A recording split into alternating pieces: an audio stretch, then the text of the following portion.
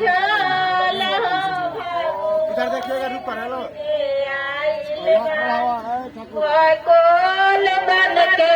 आइल बानी भकुर जी हमारो बतोल बन के आइल बानी कोल बन के आइल बानी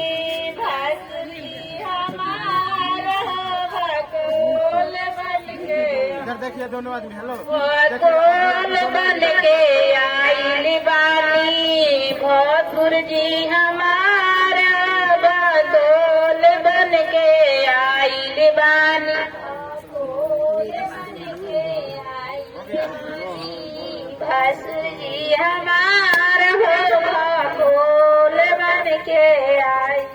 पायल आइल बानी पायल आइल बानी टीका कमजोर बतोल बन के आइल बानी नथिया आइल बानी हरा आइल बानी टीका कमजोर बतोल बन के आइल बानी भसुर हमार भकोल बन के आइल बानी भकोल बन के आइल बानी भसुर जी हमार भकोल बन के आइल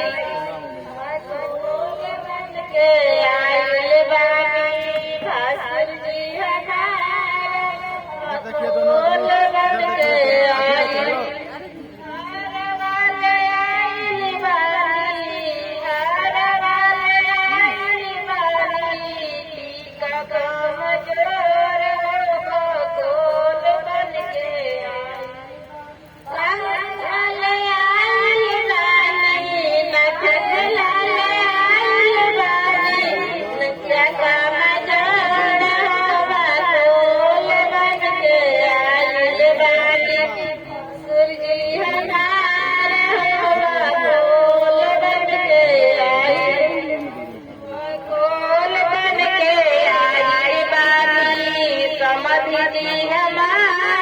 भकोल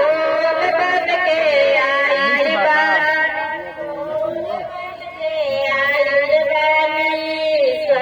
जी